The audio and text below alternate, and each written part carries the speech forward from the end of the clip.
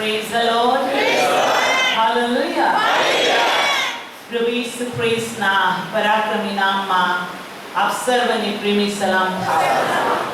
અને આપણા તાનાર પ્રભુ ઈસુ ખ્રિસ્તની કૃપા આ શાંતિ હંમેશા હંમેશા સર્વદા આપ સર્વની ઉપર રહે. આમેન. હું સૌથી પહેલા સર્વશક્તિમાન પ્રભુનો ખૂબ આભાર માનું છું, તેની સ્તુતિ કરું છું કે હું જીવું છું. હાલેલુયા. અને હું જીવું છું એનું એક કારણ છે કે ઈસુ ખ્રિસ્ત કે જેને જે કબરની અંદર મૂકવામાં આવ્યો હતો અને એની કબર પર સીલ કરી દેવામાં આવ્યું હતું, કેમ કે ઈસુએ કીધું હતું કે હું મરી જઈશ અને ત્રીજા દિવસે ઉઠીશ. ત્યારે પ્રભુના મરણ પછી, પ્રભુને કબરમાં મૂક્યા પછી એમ કહેવામાં આવ્યું કે ઠગ જીવતો હતો ત્યારે એમ કહેતો હતો કે ત્રીજા દિવસે હું ઉઠીશ, માટે હવે આ કબરનો જાપતો રાખવામાં આવે. અને પ્રભુ ઈસુ ખ્રિસ્તનો જાપતો રાખવામાં આવ્યો. પણ જ્યારે તેનો સમય આવ્યો, જ્યારે તેની ઘડી આવી, પ્રભુની સ્તુતિ થાવ. એક મોટા ધરતીકંપની સાથે પરમેશ્વરનો પરાક્રમી દૂત હાલેલુયા આવ્યો. આપણો પ્રભુ ઈસુ ખ્રિસ્ત રોમિયોના પત્રમાં કહે છે, પવિત્ર આત્માના પરાક્રમે તે મોએલામાંથી ઉઠ્યો. Praise the lord. અને પ્રભુ કબરમાંથી બહાર આવ્યો અને કબર પર દેવનો દૂત બેસી ગયો. અને પ્રભુની સ્તુતિ થાવ કે પથ્થરને ફરી વખતે કોઈ ગબડાવે નહીં અને મૂકી ન દે. અને આ પ્રભુ ઈસુ ખ્રિસ્ત 40 રાત દિવસ પૃથ્વી પર રહ્યા અને શિષ્યોના દેખતા તે આકાશમાં ઊંચકાઈ ગયો. અને આ પ્રભુએ આપણને કહ્યું, હાલેલુયા, જે કોઈ તેના પર વિશ્વાસ કરે છે, જે કોઈ તેનો અંગીકાર કરે છે, તેને દેવના છોકરા થવાનો અધિકાર તેણે આપ્યો. અને એ પ્રભુએ બહુ જ સ્પષ્ટ પૃથ્વી પરના દિવસોમાં કહ્યું, આ જગતમાં તમને સંકટ છે ખરું, પણ હિંમત રાખો, આ જગતને મેં જીત્યું છે. અને જો જગતના અંત સુધી હું તમારી સાથે છું.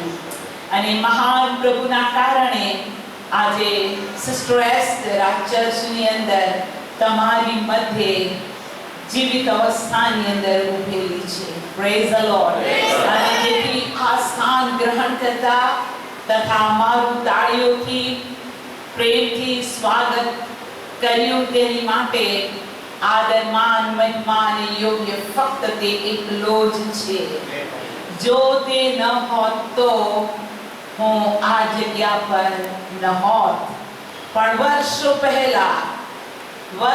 પહેલા કડી પાણીના જંગલમાં 6 ફૂટ ઊંડા ખાડામાં મને ડાકી દીધી હોત અને મારી માટે એમ જ હોત કે તું ધૂળમાંથી ભરેલો તો ધૂળમાં ભળી જશે. મારી માટે એ જ શબ્દ બાકી રહ્યો હોત કે કબરમાં જનારા યાહની સ્તુતિ કરી શકતા નથી. પ્રભુનું વચન એમ પણ કે છે, મારા મરણથી તને શો લાભ થાય, સુધૂળ તારી સ્તુતિ કરશે.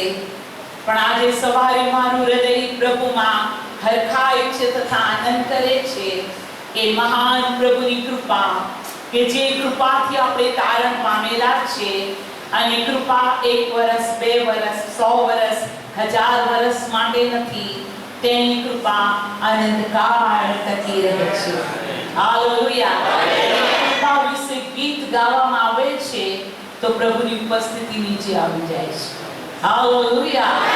મંદિરમાં એક ગીત ગાવામાં આવ્યું કે યહોવાની સ્તુતિ કરો, કેમ કે તેની કૃપા અનંતકાળ ટકે છે.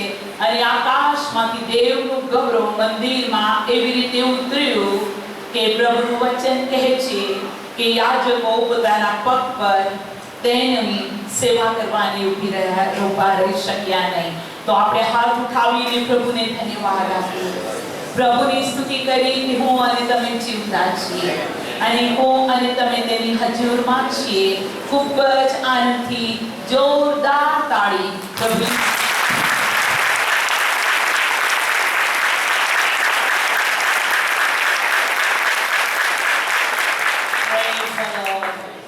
એ પ્રભુનો પુષ્કળ આભાર અને બીજો આભાર પાસ્ટર હિમેશ માટે તથા આખા ચર્ચ માટે તથા જેઓએ આ મીટિંગ વિશે જાણ્યું અને તમે પ્રાર્થના કરવાની શરૂ કરી. આપ સર્વનો પ્રભુ ઈસુમાં હું આભાર માનું છું. હાલેલુયા. સંતો, સેવકો, સેવિકાઓ, વિશ્વાસીઓ, તમારા માટે હું પ્રભુનો આભાર માનું છું અને તમારા માટે હું તાળું કે પ્રભુએ મને તમારી પાસે આવવાની કૃપા આપી અને બહુ અદ્ભુત છે વહાલાઓ. અને મને ચોક્કસ વિશ્વાસ છે કે ન કેવળ આજની આ સભા, કાલની કે રવિવારની સભા કે જેમાં પ્રભુના બીજા એક સેવક આવવાના છે તેનાથી તમે આશીર્વાદિત થશો. પણ હું આપને કહું છું કે તમે સદા આશીર્વાદના સંતાનો, આશીર્વાદ પર આશીર્વાદ પામતા જ રહેશો. અહીંથી અંત નથી. હાલેલુયા. પ્રભુનો ખૂબ આભાર માનતા, પરમેશ્વરની ખૂબ સ્તુતિ કરતા આપણે શાસ્ત્રને ખોલીશું. માર્થીની લખેલી સુવાર્તા અને તેનો 17મો અધ્યાય. માર્થીની લખેલી સુવાર્તા અને તેને 17મો અધ્યાય. અને હું વાંચું છું તેની 21મી કલમ. માર્થીની લખેલી સુવાર્તા તેનો 17મો અધ્યાય અને તેની 21મી કલમ. બહુ સારી વાત છે. દરેકની પાસે પોતપોતાના બાઇબલ, દેવનું વચન હથિયાર છે. ખૂબ આભાર. અને આપણે બધા જ આ વચનને એક સાથે વાંચીશું. માર્થીની લખેલી સુવાર્તા 17મો અધ્યાય અને 21મી કલમ.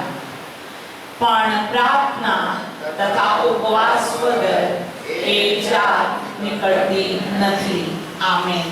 પ્રાર્થના કરીશું. હે સર્વશક્તિમાન મારા આકાશમાંના ભાવ, અમે આજના દિવસ માટે તમારી બહુ સ્તુતિ કરીએ છીએ કેમ કે પ્રભુ આ સમયે તમે અમને તમારી હજુરમાં બોલાવ્યા. તમે અમારી મધ્ય હાજર છો, અમારો પૂરેપૂરો વિશ્વાસ છે.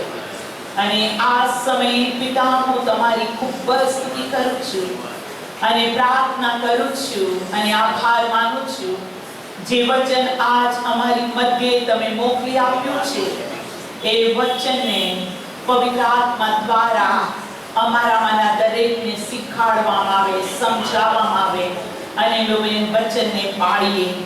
ઓ દેવ, એક એક હૃદય પર તમારો પવિત્ર આત્મા હાલતો થાય. અને પ્રાર્થના છે દેવ પોતે તમે બોલો, એક એક વ્યક્તિઓના જીવનમાં નવી ઉત્પત્તિ થાય. જે વચન તમે અમને આપ્યું, જે મંડળીની ઈચ્છા છે, જે બાળક સાહેબની ઈચ્છા છે, જે વડીલોની ઈચ્છા છે કે આ દિવસો દરમિયાન ઉપવાસ પ્રાર્થના વિશે તમારા બાળકો વચનોને સાંભળે, વચનોને પાડે અને તેઓ આશીર્વાદિત થાય માટે હે બાપ, આ જે વિષય આપવામાં આવેલો છે ઉપવાસ પ્રાર્થનાનો, એ વિષયમાં તમે પોતે બોલો. પ્રભુ મારા મુખને ખોલો, મારામાં બોલો અને આ માટીના પાત્રમાં તમે મહિમાવાન થાઓ. પ્રભુ ઈસુના નામમાં. Amen. Amen. Praise the Lord. Hallelujah. હું પ્રભુની ખૂબ સ્તુતિ કરું છું અને પ્રભુના નામને ખૂબ ધન્યવાદ આપું છું. જે વચન અત્યારે આપણને આપવામાં આવ્યું છે એ વચનનું મુખ્ય કારણ આ મંડળી જ છે. હાલેલુયા. અને આ મંડળી દ્વારા, હાલેલુયા, પ્રભુના સેવક દ્વારા, બાળકના દ્વારા પ્રભુના નામે ધન્યવાદો એ વિષય વિશે તેઓના હૃદયમાં પ્રભુએ પ્રેરણા કરી કે જેમ તમે અગાઉ પણ કરતા હશો. Praise the lord. અને પ્રેરણા કરવામાં આવી અને તેઓ એ પ્રભુની પ્રેરણા ઈચ્છાને આધીન થયા અને મારી સાથે તેઓએ વાત કરી કે સિસ્ટર, અમે ચાહીએ છીએ કે આ દિવસોમાં તમે અમારી મંડળીમાં અમારી મધ્ય આવો.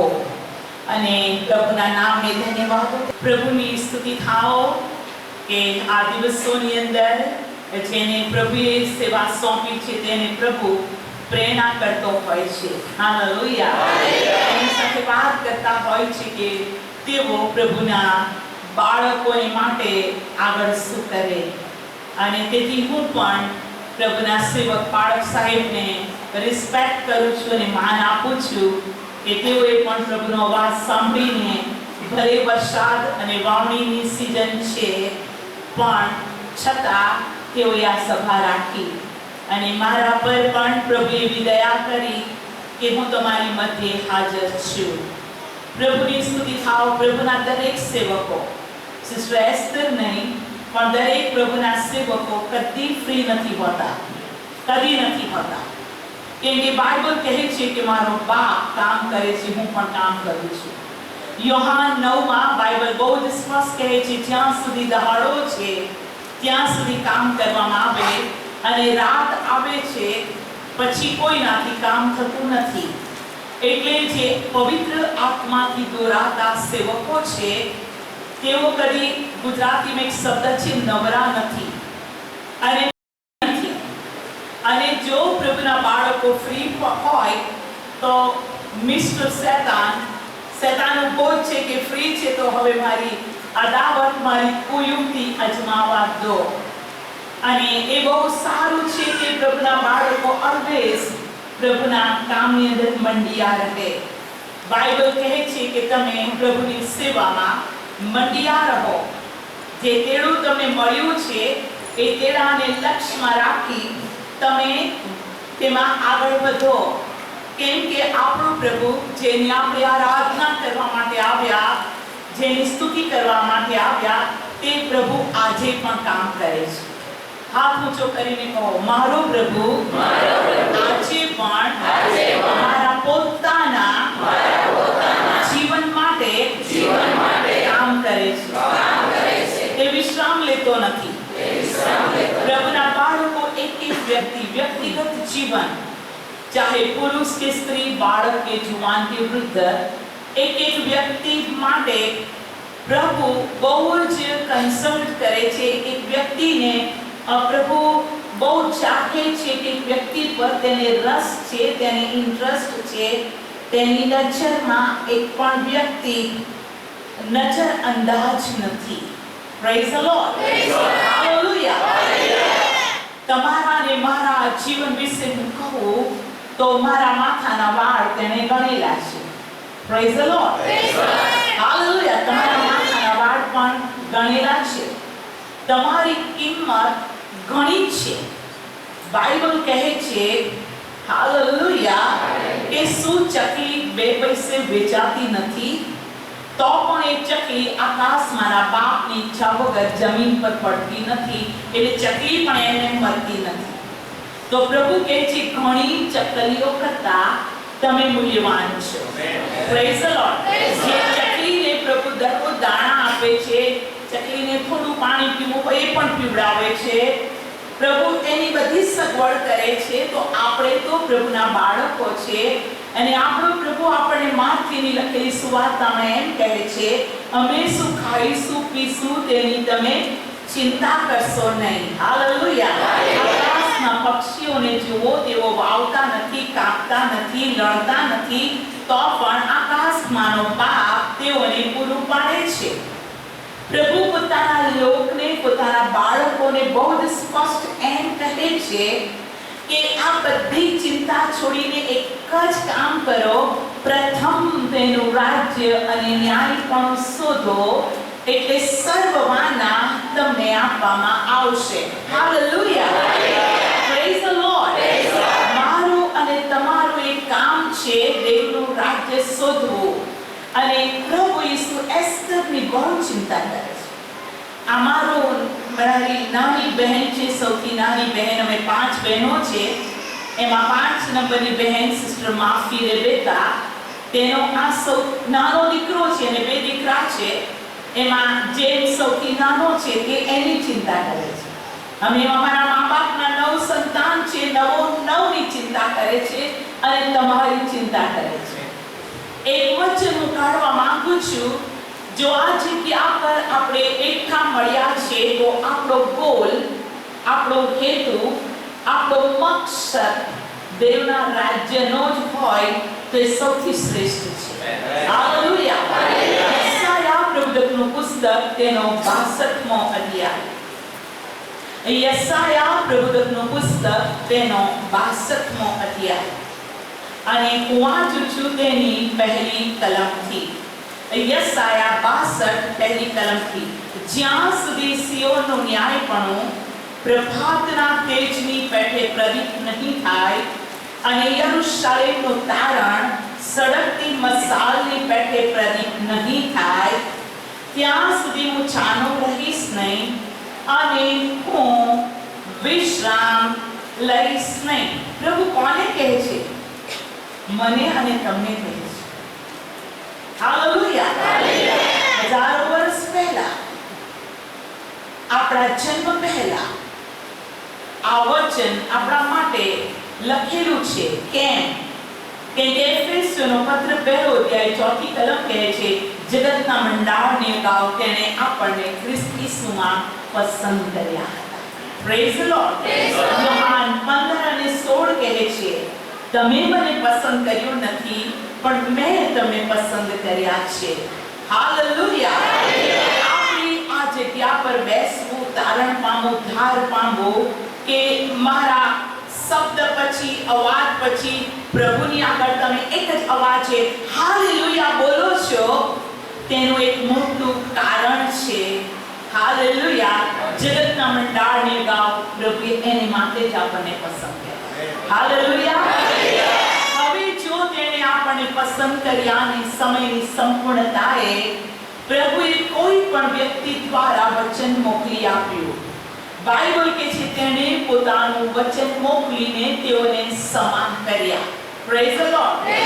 હાલેલુયા. વચન સંભળાયા વગર કેમ કરીને તેઓ વિશ્વાસ કરશે? વચન સાંભળવાથી વિશ્વાસ ઉત્પન્ન થાય છે અને વિશ્વાસ દેવને પ્રસન્ન કરે છે અને રાઈના દાણાનો વિશ્વાસ પહાડને ઉંચકીને સમુદ્રમાં ફેંકે છે. હમણાં આપણે જે અધ્યાયમાં વચન વાંચ્યું માર્કથી 17, ત્યાં ઈસુ પોતે કહે છે, જો તમે રાઈના દાણા જેટલો વિશ્વાસ હોય અને તમે પર્વતને, પહાડને કહો કે ઉંચકીમાં સમુદ્રમાં નંખાય તો તે થશે. હાલેલુયા. વિશ્વાસ ખ્રિસ્તી આત્મિક જીવનનો એક બહુ જ મોટો પાયો છે અને વિશ્વાસ નથી તો હવામાં બાચકા ભરવા જેવું ખ્રિસ્તી આત્મિક જીવન છે. પણ પ્રભુ ચાહતો નથી કે આપણું જીવન વિશ્વાસ વગર પૂરું થાય. આપણું વિશ્વાસનું વહાણ તૂટી જાય પ્રભુની ઈચ્છા નથી. પણ પ્રભુ ચાહે છે કે વિશ્વાસની સારી દોડને આપણે પૂરી કરીએ. અને પ્રભુ મને અને તમને આજે સવારે કહે છે કે મેં તમારા આત્માનો ઉદ્ધાર કર્યો, મેં તમને બોલાવ્યા, મેં તમને પસંદ કર્યા, મેં તમને મુકરર કર્યા અને મેં તમને બોલાવ્યા, પસંદ કર્યા ત્યારે ચોક્કસ મેં તમને કામ સોંપ્યું છે. Praise the lord. દેવના રાજ્યમાં કોઈ નકામું પાત્ર છે જ નહીં. આપણો કુંભાર એવો નથી કે પાત્ર ઘડી ઘડીને મૂકી દે, પણ જે પાત્ર, જે વ્યક્તિ, જે ભાઈ બહેનના જીવનને તે હાથમાં લે છે તેને સ્વામીને પસંદ પડે, સ્વામીને ગમતું પાત્ર તે તૈયાર કરે છે. હાલેલુયા. ભલે તમે આ જગ્યા પર બેસીને એમ કહો કે અરે મને શું આવડે, મને વચન ગ્રહણ કરતા નથી આવડતું, અરે હું કેવી રીતે પ્રભુની સેવા કરી શકું, અરે હું ભણેલો નથી, અરે હું ગરીબ છું. જે પણ તમારી પાસે લિસ્ટમાં હોય, તમારા જીવનની નબળાઈઓ તમારા લિસ્ટમાં હોય કે નેગેટિવ થોટ્સ તમારા મગજમાં હોય, પ્રભુને કઈ વાંધો આવતો નથી. પ્રભુને કંઈ ફરક પડતો જ નથી. પ્રભુનો તો એક જ અવાજ છે, મને તેનો ખપ છે. હાલેલુયા. તેનો ખપ છે. ગધેડું? હા. કોઈ પૂછે કે તું આ ગધેડું તેનું બચ્ચું કેમ છોડે છે, તેઓને કહી દેવું કે દેવને તેનો ખપ છે. હાથ ઊંચો કરીને ધન્યવાદ આપીએ. હે પ્રભુ ઈસુ, અમારા જીવનના દાતા, પિતાના નામને ધન્યવાદ હો કે મારો તને ખપ છે. હાલેલુયા. તું દરેક અભિમાન કરે અને આનંદ કરે કે દેવને આપણો ખપ છે. મેનેજરને ખપ હોય કે ના હોય, કોઈ કહેવાય કે રાજા કે મહારાજા કે મોટી પુરુષ કે મોટી મહિલા રાણીને આપણો ખપ હોય કે ના હોય, પણ રાજાઓના રાજાને પ્રભુને આપણો ખપ છે. અને માટે પ્રભુ એમ કહે છે, એસ્તર માટે, તમારા માટે, બધા માટે, જ્યાં સુધી સિયોનનો ન્યાયપણો પ્રભાતના તેજની પેઠે પ્રદીપ નહીં થાય અને યરૂશલેમનું તારણ સળગતી મશાલની પેઠે પ્રદીપ નહીં થાય, ત્યાં સુધી હું ચાનો રહીશ નહીં અને હું વિશ્રામ લઈશ નહીં. પ્રભુ કહે છે, હું ચૂપચાપ નથી બેસવાનો, હું ચાનો રહેવાનો નથી, હું વિશ્રામ લેવાનો.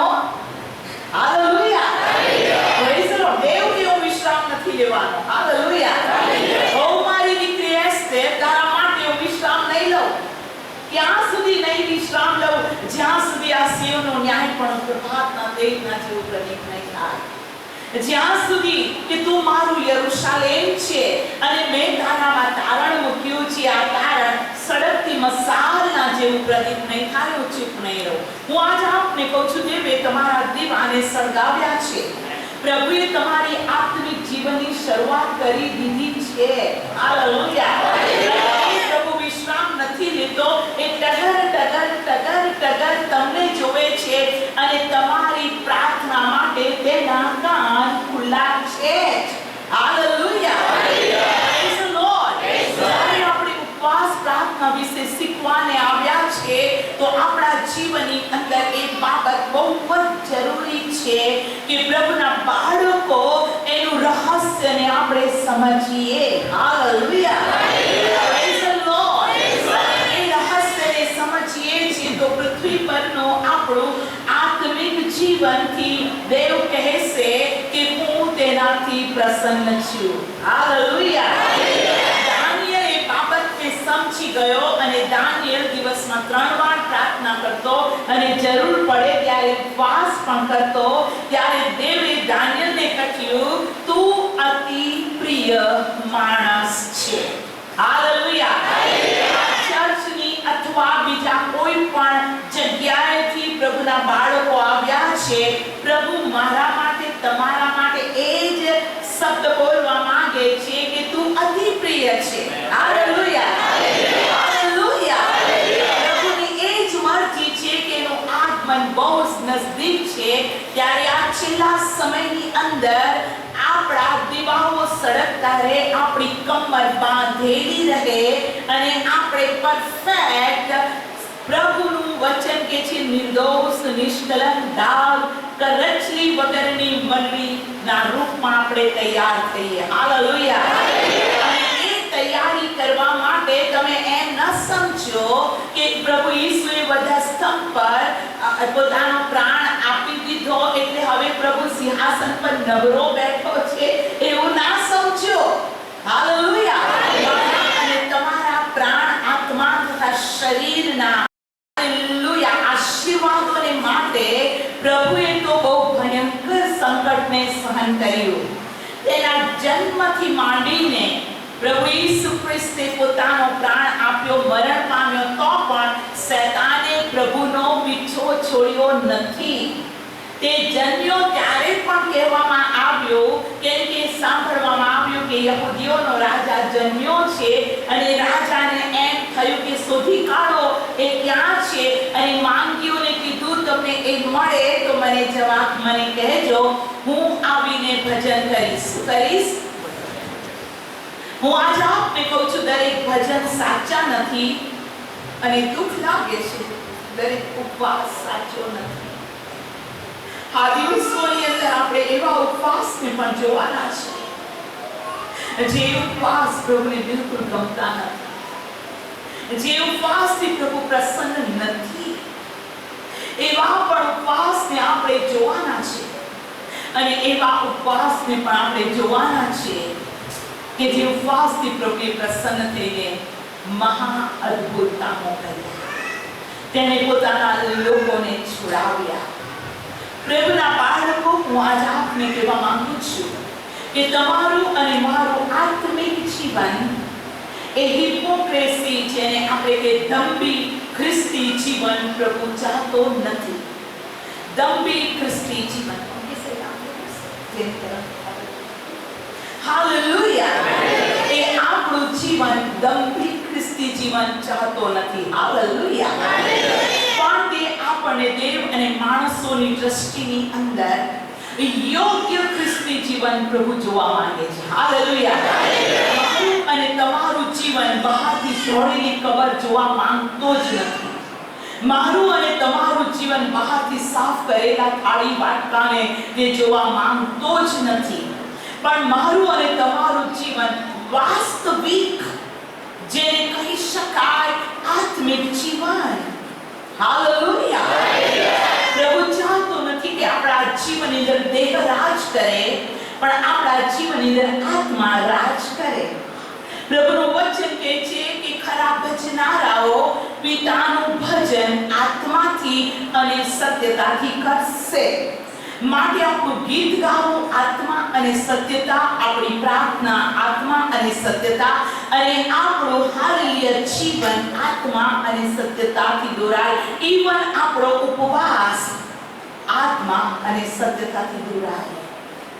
હું મારા જીવન વિશે થોડી વાત કરીશ અને એ વાતની માટે હું પ્રભુની સ્તુતિ કરું છું. મેં તમને સૌથી પહેલા તો એ તો કીધું કે પ્રભુ ન હોત, ઈસુની કબર ખાલી ન હોત, તો હું આ જગ્યા પર ન હોત.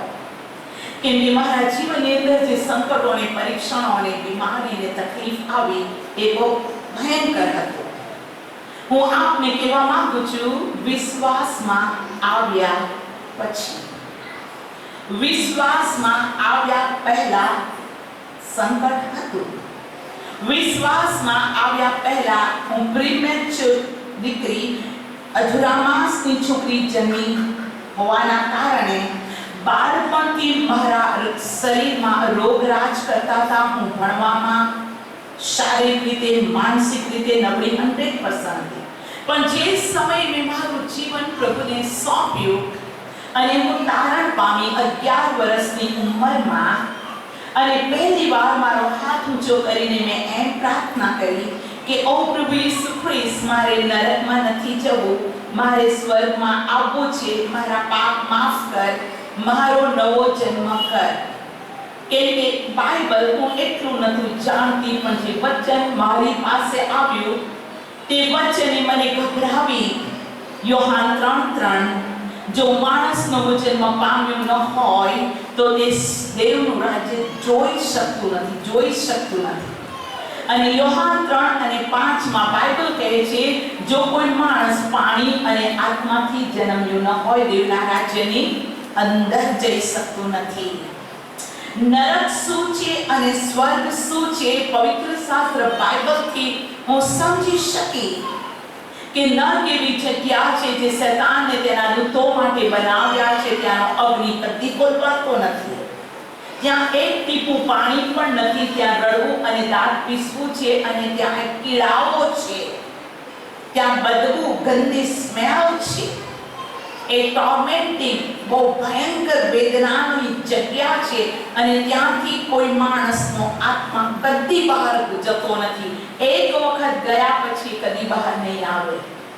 પણ સ્વર્ગ એવી જગ્યા છે કે જ્યાં દેવ પોતે રહે છે, અને ત્યાં ભૂખ નથી, તરસ નથી, આંસુ નથી, મરણ તો છે જ નહીં.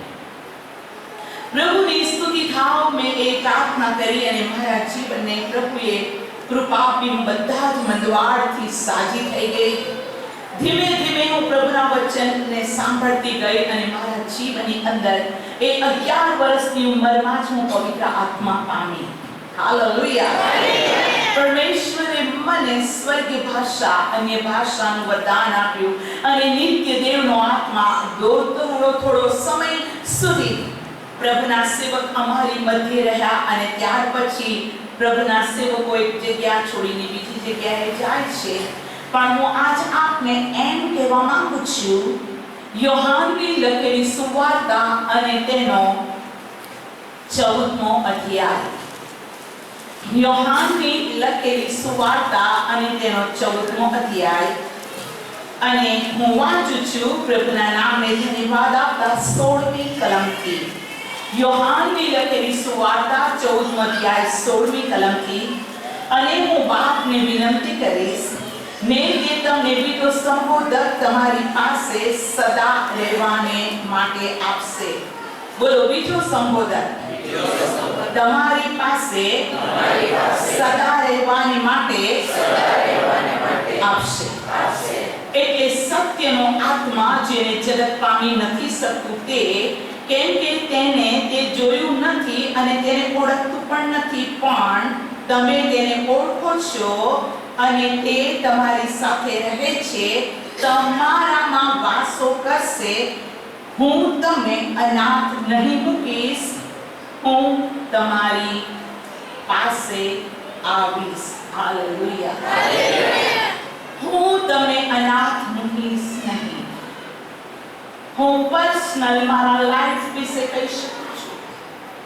11 વર્ષની ઉંમરમાં એક પવિત્ર આત્માનો અભિષેક મારા પર આવ્યો અને ત્યાર પછી એક આગ મારા જીવનમાં રહી. પ્રભુ પ્રત્યે પ્રેમ, નાશમાં જતા આત્માઓની માટે આગ્રહથી પ્રાર્થના, એક જ લગન, તું હમણાં આવશે તો કેટલા લોકો આકાશમાં ખેંચાઈ જશે. આમાંથી કેટલા બાળકોનું નામ જીવનના પુસ્તકમાં લખેલું છે. એ વિચાર આવતા મારું હૃદય ધ્રુજી જાય અને હું પ્રાર્થના કરું, પ્રભુ આત્માઓને બચાવી લે, બચાવી લે, બચાવી લે. નાશમાં જતા આત્માઓને બચાવી લે, બચાવી લે. એ મારા 11 વર્ષની ઉંમરની એક પ્રભુની આગળ આગ્રહથી પ્રાર્થના. હાલેલુયા. પ્રભુની સ્તુતિ થાવ. બાઇબલ કહે છે કે મારો આત્મા તમને સઘળું શીખવાડશે, મારો આત્મા તમને સઘળું સમજાવશે, મારો આત્મા તમને સ્મરણમાં લાવશે. દેવની વાત, દેવનો શબ્દ, દેવની ઈચ્છા, દેવની બાબતો સ્મરણમાં લાવશે, યાદ દેવડાવશે. અને હું પ્રભુની બહુ સ્તુતિ કરું છું કે હું તો પ્રાઇમરી સ્ટુડન્ટ હતી, પ્રાથમિક શાળામાં હતી. સેકન્ડરી સ્કૂલ હજુ શરૂ થઈ ન હતી. અમારા સમયની અંદર 8મા ધોરણથી સેકન્ડરી સ્કૂલ ગણાય. હું પ્રાથમિક શાળામાં ભણતી હતી, પણ દરરોજ સ્કૂલમાંથી આવી મારા ચોપડા મૂકી દઈ અમે એવી જગ્યા પર રહેતા હતા જે શિવરાજપુર માઇન્સ ઇવન આજે પણ છે, કે જ્યાં મેંગેનીઝની ખાણ હતી. અત્યારે મેંગેનીઝ પણ ત્યાં છે. અને આ કંપનીના મેનેજર ગોરા હતા અને બહુ જ ઉત્તમ કંપની હતી. જેટલા કંપનીના કર્મચારીઓ, તેઓને દર મહિને હર પ્રકારનો અનાજ, ઘઉં, ચોખા, બાજરી, whatever, બધું જ, ઘી, તેલ, સાબુ, બધું જ પ્રોવાઈડ. અને અમારા કમ્પાઉન્ડને વાળવા માટે અમારે સામાનો પકડવો નતો પડતો. કંપનીના સફાઈ કામદાર આવીને સાફ કરી જતા. પ્રભુના બાળકો, એ સમય માટે પ્રભુની સ્તુતિ કરું છું. પણ એક આગ હૃદયમાં હતી. આત્માઓ બચી જાય, આત્માઓ બચી જાય, આત્માઓ. રોટલીની તકલીફ ન હતી, ખાવા પીવાની તકલીફ નથી, કંપની પ્રોવાઈડ કરતી. અને હું આપને કહું છું, જે પણ સ્કૂલની અંદર લેસન હોય, હું કેમ આમ કહું છું ખબર છે? બાઇબલ કહે છે દહાડા ભૂંડા છે, સમયનો સદુપયોગ કરો. 2022ની સાલમાં જે વર્ષો વીતી ગયા, તમે 40 વર્ષ 50 વર્ષના કે જુવાન 20 25 કે 16 17 વર્ષના હોય, જે સમય જતો રહ્યો એ કદી પાછો આવવાનો નથી. અને આપણે આ સભાની અંદર પ્રાર્થના ઉપવાસ વિશે શીખવાના છે. ત્યારે એ બહુ જ અગત્યની બાબત છે, આપણું પર્સનલ લાઈફ, પ્રભુની સાથેનું વ્યક્તિગત જીવન. હું સ્કૂલમાં લેસન કરી લેતી અને હું કલાકો સુધી એ પહાડ પર પ્રાર્થના કરતી, મને સંતોષ થાય ત્યાં સુધી. પ્રભુના બાળકો અમે પ્રભુની અંદર આવ્યા, એ શરૂઆતના સમયની અંદર કઠણ થોડોક સમય આવ્યો. કંપનીમાં અનાજ પાણીની સ્કીમ બંધ થઈ, કેમ કે કંપનીની અંદર ગુજરાતની બહારના એન્જિનિયર્સ, ગુજરાતની બહારના જેને કહે કે અધિકારીઓ હોવાથી તેમના કુટુંબ, તેમની પત્ની, બાળકો દૂર રહેતા, એટલે તેઓએ એપ્લિકેશન કરી, અમને અનાજ પાણી જોઈતા નથી, અમને પૈસા આપો. અને એ બધું લાંબી વસ્તુ છે, કંપની બિઝનેસ છે. પણ હું આપને કહેવા માંગુ છું કે એ સમયથી મારા હૃદયની અંદર આત્માઓની માટે અનુકંપા, પ્રભુની ખૂબ સ્તુતિ થાવ. એ પહાડ ઉપર હું પ્રાર્થના કરતી, પ્રભુને ધન્યવાદ આપું છું. એ પહાડ પર હું ઘૂંટણે પડી હતી, એક ઝાડ નીચે મેં મોટો એક અવાજ સાંભળ્યો. એ અવાજ સાંભળતાની સાથે હું એ પહાડ પરથી દોડીને ઘરે આવતી. મેં આંખ ખોલીને જોયું, કશું જ આજુબાજુ દેખાતું નહોતું. અને આ અવાજ, જે હું આંખ બંધ કર્યું અને અવાજ સંભળાયો. ત્રીજી વખતે એ અવાજ સંભળાયો અને મેં આંખ બંધ જ રાખી, ખોલી નહીં. અને મેં બહુ જ મોટો એક પહાડ દેખ્યો. પહાડ એટલે ખડક, પહાડ એટલે ખડક, સોલિડ રોક. એક સોલિડ રોક, એક ખડકને મેં જોયો. અને ખડકમાંથી એટલું બધું ખડખડ ખડખડ ખડ ચડકતું પાણી ધોધના રૂપમાં નીકળતું હતું. અને જે અવાજ સાંભળતો હતો એ ઘણા પાણીનો અવાજ. Praise the Lord. એ દર્શન હું જોતી રહી, મારું હૃદય આનંદ કરતું રહ્યું. અને તે સમયથી ઇવન ટુડે 8 જુલાઈ 2022 10:30 વાગ્યા, અત્યારની વાત કહું છું, આજ દિવસ સુધી એ ખડકનું પાણી, એ વચન મારા જીવનમાં પવિત્ર સ્થાનથી વહેતું રહે છે. ખડક એ સુપોતે છે અને પાણી દેવનું વચન છે. બીજા શબ્દમાં પાણી પવિત્ર આત્મા પણ છે. યોહાન 7માં બાઇબલ કહે છે, જે કોઈ શાસ્ત્રના વચન પ્રમાણે મારા પર વિશ્વાસ કરે છે, તેના પેટમાંથી જીવતા પાણીની નદી વહેશે. અને ત્યાં પ્રભુ કહે છે કે ઈસુને હજુ મહિમાવાન કરવામાં આવ્યો ન હતો, માટે હજુ પવિત્ર આત્મા મોકલવામાં આવ્યો ન હતો.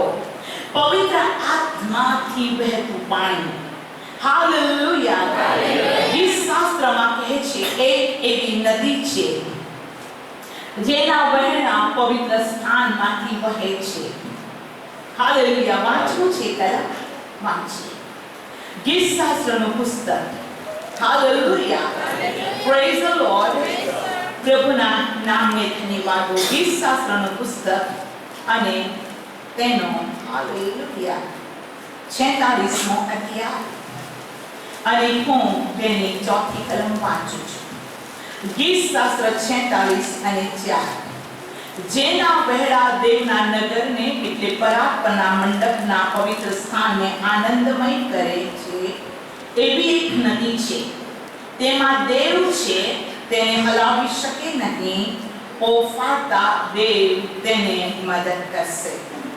જેના વહેડા પવિત્ર, પ્રભુની સ્તુતિ થાવ, દેવના નગરને પરાત્પરના મંડપના પવિત્ર સ્થાનને આનંદ કરે છે, તેવી એક નદી છે. હજકીએલનું પુસ્તક ને આપણે ખોલીએ અને ત્યાં પ્રભુ આ નદી વિશે આ પ્રમાણે કહે છે. હજકીએલનું પુસ્તક તેનો 47મો અધ્યાય અને હું વાંચું છું તેની 12મી કલમથી. હજકીએલ 47 12મી કલમથી.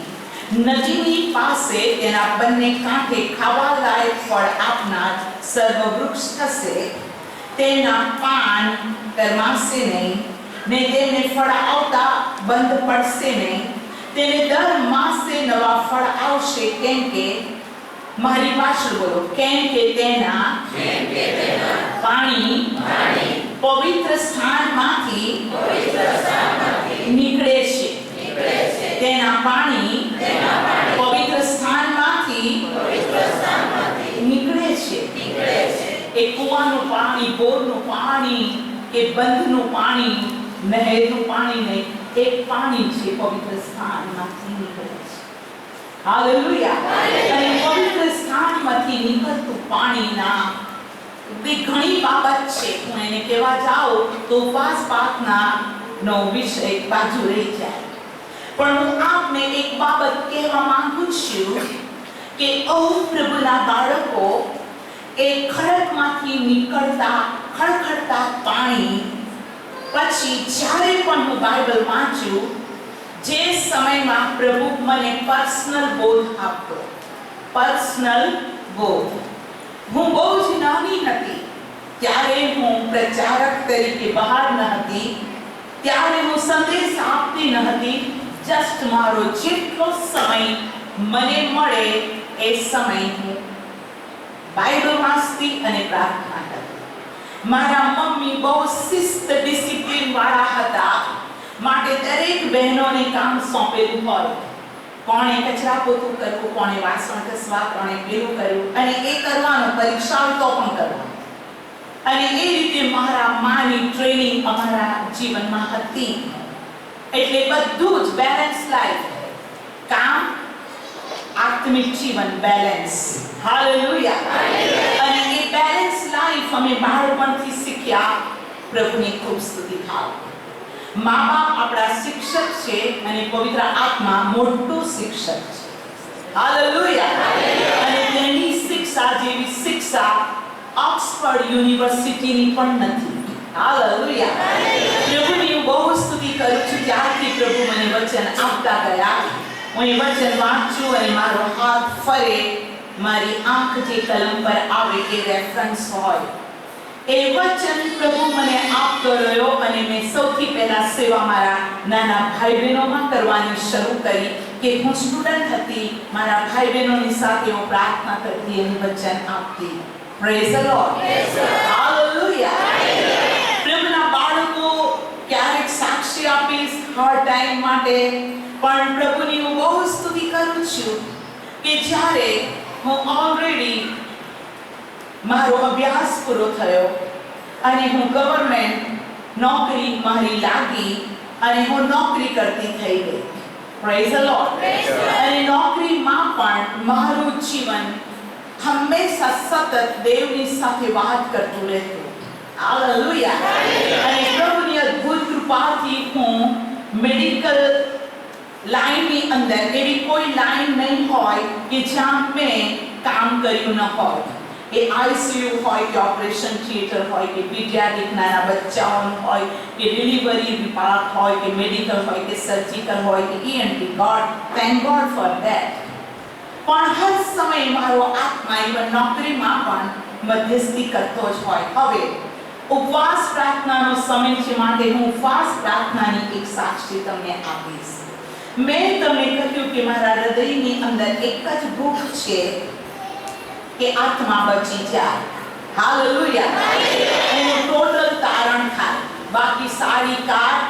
હું આપણે કોઈ પૂછું છું કે આપણે કેમ પ્રભુ પાસે આવ્યા? ફક્ત સાજા થવા માટે? તો હું આપને પૂછું, એવા માણસો પૃથ્વી પર છે જેના નખમાં પણ રોગ નથી. શું આપણે પ્રભુ પાસે ધનવાન થવાને આવ્યા? તો એવા પણ લોકો છે જે ઈસુ ખ્રિસ્તને ઓળખતા નથી, તેના નામની પ્રાર્થના નથી કરતા અને તેઓની પાસે 7 પેઢીઓ કરતા અધિક લોકો ખાય એટલું ધન છે. શું આપણે પ્રભુ પાસે એટલા માટે આવ્યા કે આપણે કાર આપે કે બંગલો આપે? હું આપને કહું છું, ઈસુને નથી ઓળખતા, તેઓની પાસે કાર બંગલો છે. એક સત્યતા તો હું જાણું છું અને એ સત્યતા એ છે કે યહોવાનો આશીર્વાદ માણસને ધનવાન કરે છે. અને આપણે પ્રભુ પાસે આવીએ છીએ તે ગરીબાઈમાંથી આપણને બહાર કાઢે છે. એ ચોક્કસ સાચી વાત છે. આપણે ચાલતા જઈએ ને કાર આપે એ ચોક્કસ છે. આપણી પાસે રોટલીનો આશરો ન હોય અને પ્રભુ પેટ ભરીને આપણે ખવડાવે ને આપણે બીજાને ખવડાવીએ, એ પ્રભુનો આશીર્વાદ ચોક્કસ છે. કેમ કે બાઇબલ કહે છે સિંહના બચ્ચા ભૂખ્યા મરશે પણ યહોવા પર ભરોસો રાખનારને કોઈ સારામાંની ખોટ પડશે નહીં. પ્રભુનો ભક્ત એમ કહે છે, હું જુવાન હતો અને હવે ખરડો થયો પણ ન્યાયના છોકરાને ભીખ માંગતા મેં જોયા નથી. Praise the lord. એટલે એ વાત તો 100% સત્ય છે કે જે કોઈ પ્રભુ પાસે આવે છે તેને પ્રભુ ખાલી હાથે કાઢી મૂકતો નથી. વચન કે છે આપણે ધનવાન કરવાને તે દરિદ્ર થયો, એની દરિદ્રતાથી આપણે ધનવાન થયા છે. એટલે ચર્ચ હું આપને કહેવા માંગુ છું કે આપણા પ્રભુ દ્વારા આપણે પૃથ્વીના ધનનો આશીષ મેળવ્યો છે. આપણા ખેતરો આશીર્વાદિત છે કેમ કે બાઇબલે કીધું, માં લખ્યું છે, હું ભૂમિને આજ્ઞા કરીશ અને ભૂમિ પોતાની ઉપજ આપશે. એ બધો આશીર્વાદ છે જ. પણ આ બધા જ આશીર્વાદનો એક દિવસે અંત 100% છે. પણ એક એવો આશીર્વાદ છે કે જે અનંતકાળ સુધી છે, જે સર્વદા માટે છે અને અનંતકાળિક સુખદાયક વાના માટે તેને આપણે બોલાવ્યા છે. Praise the Lord. હાલેલુયા. તો પ્રભુના બાળકો એ સગળા બ્લેસિંગ્સ માટે, સગળા આશીર્વાદ માટે પ્રભુ આપણને ઉત્તમ ભોજન આપે છે, ઉત્તમ વસ્ત્ર આપે છે. ચોક્કસ આપણે પ્રભુની સ્તુતિ કરીએ. કેમ કે ગીત શાસ્ત્ર 107 કહે છે, આ તેની કૃપા કે માણસ જાતને સારું તેના આશ્ચર્યજનક કૃત્યો માણસો યાદ રાખીને યહોવાની સ્તુતિ કરે તો કેવું સારું. Praise the Lord. એ બહુ જ પ્રભુની સ્તુતિ કરવાની યોગ્ય છે. હાલેલુયા. તેને આપણને ચોરી કરવા દીધી નથી, કે પેટ માટે કોઈનું ખૂન કરવા દીધું નથી, પેટ માટે આપણે કોઈની રોટલી પડાવી દીધી નહીં. ના, આપણા પ્રભુએ આપણને ધરાવીને ખવડાવી છે. પ્રભુની સ્તુતિ થાવ. પણ મોટાની મોટામાં મોટી બાબત આપણું આત્મિક જીવન છે. હાલેલુયા. હાલેલુયા. અને એ આત્મિક જીવનના આશીર્વાદને શૈતાન કદી પણ છીનવી લઈ નહીં શકતો. હાલેલુયા. અને એ બાબતને આપણે ઉપવાસ પ્રાર્થનામાં આ બીજા 3 મેસેજ બાકી છે તેમાં શીખીશું. હાલેલુયા. તેના બાળકો હું આજ આપને કહેવા માંગુ છું કે એક સમય હું નોકરી પર હતી અને અચાનક મારા હૃદયમાં મને ઉપવાસ પ્રાર્થના કરવાનો બોજ આવ્યો. પુષ્કળ બોજ આવ્યો. જ્યારે મને ઉપવાસ પ્રાર્થનાનો બોજ હોય તો હું બધા જ કામોથી આઝાદ થઈ જઈને હું જસ્ટ પ્રભુની હજુરમાં જાઉં છું. હું ઉપવાસ પ્રાર્થનાને ડાયટિંગ નથી ગમતું. ડાયટિંગ એટલે ખબર છે? માણસો ભૂખ્યા રહે કેમ ચરબી ઓછી કરવા, હે ને? એટલે અમુક લોકો ઉપવાસ કરે પરંતુ પ્રાર્થના ના કરે અને પછી 40 દિવસના ઉપવાસ કર્યા.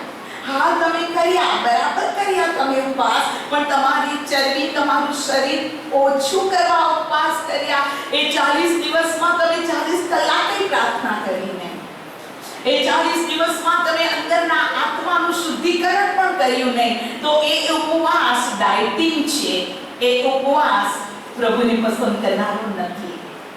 પ્રભુના બાળકો, મને એકદમ બોજ આવ્યો અને મેં કીધું કે શું કરું. આજે પણ મારા ઉપવાસ પ્રાર્થના હું જ્યારે પણ કરું એટલે હું ઘરમાં કહી દઉં, હું કોઈ પણ ફોન ઉપાડીશ નહીં, હું કોઈને મળીશ નહીં અને હું ચર્ચમાંથી બહાર નીકળીશ નહીં.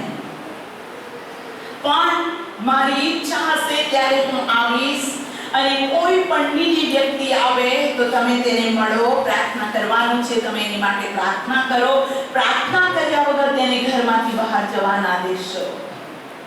પણ હું આવવાની નથી, આ ઉપવાસ મારા પ્રભુની હજુરમાં જ રહેશે. આ મારો ઉપવાસ પ્રાર્થનાનો પ્રભુની હજુરમાં રહેવાનો આ એક કામ. હાલેલુયા. જ્યારે હું નોકરી કરતી હતી ત્યારે મને એટલો બધો ઉપવાસ પ્રાર્થનાનો બોજ આવ્યો, અને પછી હું મારી નોકરી પતી ગઈ એટલે હું મારા મેટ્રનની પાસે ગઈ અને મેં મારા મેટ્રનને કીધું કે મેડમ, મને તમે રજા આપો, મને તમે રજા આપો. અને આ મેટ્રન મારી સામે જોઈને ગરમ થયા. તને ખબર છે ને સ્ટાફ નથી, તને ખબર છે ને કેટલું બધું કામ છે. એ સમયમાં હું ઓપરેશન થિયેટરમાં કામ કરતી હતી, એટલે અમુક જેને એક્સપિરિયન્સ નથી તે તરત ઓપરેશન થિયેટરની વર્ક કરવું એની માટે ભારે હોય, કેમ કે ઓપરેશન થિયેટરમાં જે કામ કરતા હોય તે હવે ક્યારે એને ડોક્ટરને નાઇફ આપી, ક્યારે એને આર્ટરી આપી, ડોક્ટર કામ કરતા હોય પણ ઇન્સ્ટ્રુમેન્ટ્સ અમે આપતા હોય વન સ્ટેપ આગળ. અને જો એવું નથી તો ડોક્ટરને મજા નહીં આવે. મને કીધું કે ના મળે તને રજા. મેં કીધું પ્લીઝ મેડમ, પ્લીઝ, રજા પરથી આવીશ પછી હું ડબલ કામ કરાવશું ને ડબલ તમે મને નોકરી આપશો તો હું કરીશ, પ્લીઝ. મેં તને કહ્યું ને કોઈ સ્ટાફ નથી, તને રજા ના પડે. હું હેવી હાર્ટમાં ઘરે ગઈ. ઓ પ્રભુ, તું મને કહે છે ઉપવાસ પ્રાર્થના કર, મારા મેટ્રન ના પાડે છે. ઓ પ્રભુ, હું શું કરું? સાંભળશે. અને મેં ફાસ્ટિંગ શરૂ કર્યું જ, મેં છોડી દીધું નહીં. અને ઓપરેશન થિયેટરની અંદર અમે મૂંગા કામ કરીએ, ત્યાં વાત ના ચાલે. એટલે મૂંગા જે કામ હોય ડોક્ટરની સાથે ને જે કંઈ હોય, બસ મધ્યસ્થી ચાલુ અને પ્રાર્થના, મધ્યસ્થી ચાલુ અને પ્રાર્થના. ને જેવી ઘરે જવું તરત જ મારું રૂમ બંધ કરીને હું પ્રાર્થના કરું. 1 દિવસ, 2 દિવસ, 3 દિવસ, 4 દિવસ, એક પણ ટાઈમ હું જમતી નહીં, પણ હું ઓપરેશન થિયેટરમાં જતી. અત્યારે ટેકનોલોજી બધી ચેન્જ થઈ ગઈ છે, દર્દીઓને બેહોશ કરવાની ટેકનોલોજી ચેન્જ છે. એ સમયની અંદર ઇથર નામનું એક સોલ્યુશન વાપરવામાં આવતું હતું કે જેની સ્મેલ આપણે ઓપરેશનમાં છીએ તો પછી આપણે ઘેન ચડે. આપણે નથી લીધું એનેસ્થેસિયા, પણ આપણે ઘેન ચડે જ. અને એવા ઓપરેશન્સ જીએની અંદર, જનરલ એનેસ્થેસિયાની અંદર કલાકો સુધી હું થિયેટરમાં ઊભી જાઉં અને ઘરે જાઉં એટલે સીધી પ્રાર્થના કરું. એમ પ્રાર્થના કરતા 14મો દિવસ આવી ગયો. 14મો દિવસ હું પ્રાર્થના કરતી હતી. મારી નોકરી પરથી હું આવી, મારું રૂમ બંધ હતું, હું પ્રાર્થના કરતી હતી અને એક દર્શન થયું. અને દર્શનની અંદર મેં ઘેટા બાળકને જોયા. એટલે દર્શનમાં આવું હતું, દરવાજો ખટખટાયો અને હું વિચાર કરું છું, ફરીથી જેને કહીએ ને કે ઇમરજન્સીમાં ખોલો, એને કોઈ વ્યક્તિ આવ્યું હોય તો પછી પછી એમ લાગે કે સંભળાયું નહીં હોય એટલે ફરી અથવા બે મારે. પણ આ તો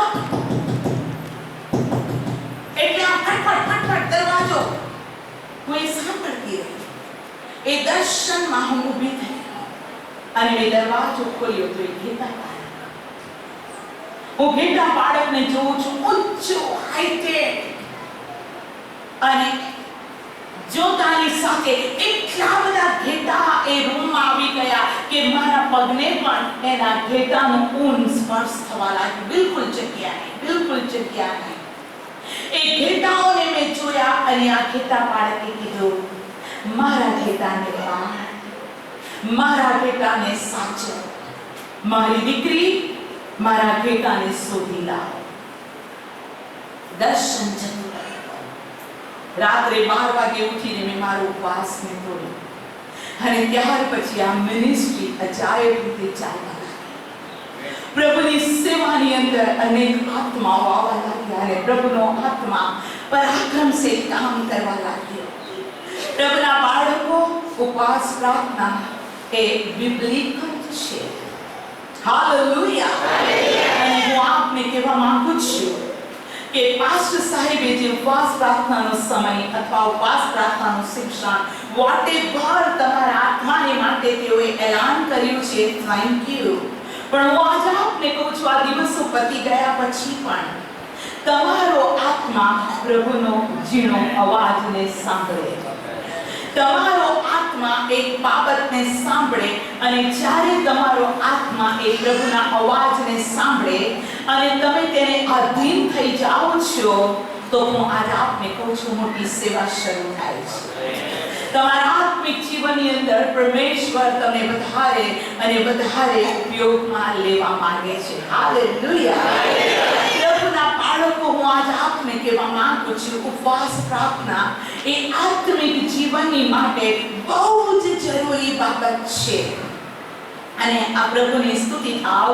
માર્થીની લખેલી સુવાર્તા એનો 17મો અધ્યાય અને તેની પ્રભુની સ્તુતિ થાવ 21મી કલમ કહે છે કે પ્રાર્થના તથા ઉપવાસ વગર એ જાત નીકળતી નથી. 2022 જુલાઈની અંદર આપણને પ્રભુ એમ કહે છે કે આપણા જીવનમાં ઉપવાસ પ્રાર્થનાની બહુ જ જરૂર છે. ઉપવાસ પ્રાર્થના વગર એ જાત નીકળતી નથી.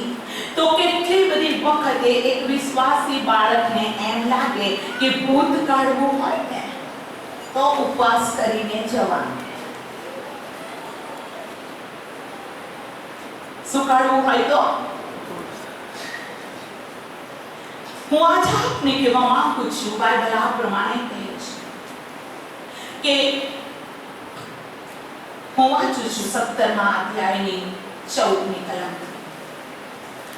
અને જ્યારે તેઓ લોકોની ભીડ પાસે આવ્યા ત્યારે એક માણસે તેની પાસે આવીને તેની આગળ ઘૂંટણ ટેકવીને કહ્યું કે ઓ પ્રભુ, મારા દીકરા પર દયા કર, કેમ કે તેને ફેફસાનું દર્દ છે ને તે ઘણો પીડાય છે, કેમ કે તે ઘણીવાર અગ્નિમાં ને ઘણીવાર પાણીમાં પડી જાય છે. અને તેને હું તારા શિષ્યોની પાસે લાવ્યો હતો, પણ તેઓ તેને સાજો કરી ન શક્યા. ઈસુએ તેઓને ઉત્તર દીધો કે ઓ અવિશ્વાસી આડી પેઢી, ક્યાં સુધી હું તમારી સાથે રહીશ? ક્યાં સુધી હું તમારું શકીશ? તેને મારી પાસે લાવો. પછી ઈસુએ તે ભૂતને ધમકાવ્યું અને તે તેનામાંથી નીકળ્યું અને તે છોકરો તે ઘડીએ સાજો થયો. ત્યારે શિષ્યોએ એકાંતમાં ઈસુની પાસે આવીને કહ્યું કે અમે તેને કેમ કાઢી ન શક્યા? ત્યારે તેણે તેઓને કહ્યું કે તમારા અવિશ્વાસના લીધે, કેમ કે હું તમને ખચીત કહું છું કે તમને રાઈના દાણા જેવો વિશ્વાસ હોય તો તમે આ પહાડને કહેશો કે તું અહીંથી ખસી જા, તે ખસી જશે અને તમને કંઈ અશક્ય થશે નહીં. પણ પ્રાર્થના આ ઉપવાસ વગર એ જાત નીકળતી નથી. પ્રભુએ પોતાના શિષ્યોને કહ્યું, બોલો શિષ્ય. હાલેલુયા. તો આપણે જેટલા ખ્રિસ્તી બાળકો દેખાય બધા શિષ્ય, જેટલા પાદરી સાહેબ દેખાય એ બધા શિષ્ય, જેટલા તમને સિસ્ટર એસ્ટર જેવી સેવિકાઓ જેટલી પણ દેખાય તે બધી શિષ્ય. તમે એવું માનો છો? હું આજ આપને કહું છું કે પવિત્ર શાસ્ત્ર બાઇબલ પ્રમાણે કોણ પ્રભુના શિષ્ય છે? યોહાનની લખેલી સુવાર્તા અને તેનો 8મો અધ્યાય. યોહાનની લખેલી સુવાર્તા તેનો 8મો અધ્યાય અને હું વાંચું છું તેની 31મી કલમ. યોહાન 8:31. તેથી જે યહૂદીઓએ તેના પર વિશ્વાસ કર્યો, બોલો તેના પર વિશ્વાસ કર્યો, તેના પર વિશ્વાસ કર્યો. તેથી જે યહૂદીઓએ તેના પર વિશ્વાસ કર્યો હતો તેઓને ઈસુએ કહ્યું કે જો તમે મારા વચનમાં રહો તો ખરેખર તમે મારા શિષ્ય છો. જે વિશ્વાસ કરે છે અને વચનમાં રહે છે તે જ તેનો શિષ્ય છે. નંબર 1 વિશ્વાસ, નંબર 2 તેના વચનને માં રહે. જો આ બે ક્વોલિટી કોઈ વ્યક્તિની અંદર છે તો તે શિષ્ય છે. હું તમને કહું છું કે વિશ્વાસ તો શૈતાન કરે છે, વિશ્વાસ તો ભૂતો પણ કરે છે. તમે કહેશો કે શું? અહીંયા પ્રભુ કહે છે કે વિશ્વાસ કરો, વિશ્વાસ. હાલેલુયા. તો વિશ્વાસ ભૂત પણ કરે છે. આવો વાંચીએ. તમને થોડું કદાચ લાગે પણ સમજવાની જરૂર છે, કેમ કે હવે આપણે આત્મામાં પ્રૌઢ થવાના દિવસો આવ્યા છે. યાકૂબનો પત્ર તેનો 2 અધ્યાય, યાકૂબનો પત્ર તેનો 2 અધ્યાય. પ્રભુની સ્તુતિ થાઓ. ત્યાં પ્રભુનું વચન આ પ્રમાણે કહે છે. તેને 17મી કલમથી હું વાંચું છું. યાકૂબ 2:17મી કલમથી. તેમજ વિશ્વાસ પણ જો તેની સાથે કરણી ન હોય તો એકલો હોવાથી નિર્જીવ છે. જે પણ ખ્રિસ્તી બાળક વિશ્વાસી છે પણ તેના જીવનમાં કરણી નથી તો તે વિશ્વાસીને પ્રભુ નિર્જીવ કહે છે. ઓકે, આગળ પ્રભુનું વચન આ પ્રમાણે કહે છે, જેને આપણે આગળ વાંચીશું. પ્રભુનું વચન બહુ જ સ્પષ્ટ કહે છે કે ભૂતો પણ વિશ્વાસ કરે છે.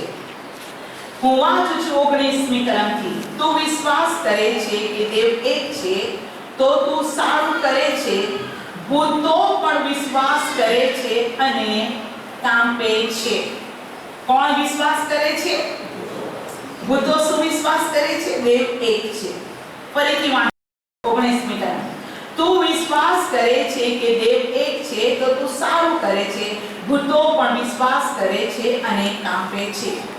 ભૂતો વિશ્વાસ કરે છે કે દેવ એક જ છે. 10 આજ્ઞામાંની એક આજ્ઞા એની ખબર જ છે. બીજા બધા ગમે તેટલા કરોડો દેવતા કરે પણ ભૂતોને તો ખબર જ છે કે દેવ એક જ છે, હે ને? અને માટે પ્રભુ ઈસુ ખ્રિસ્ત પૃથ્વી પર આવ્યા ત્યારે ભૂતો કહેતા હતા, ઓ ખચી તું પરાત્પર દેવનો દીકરો છે. અને ઈસુ કહેતા હતા, ચૂપ.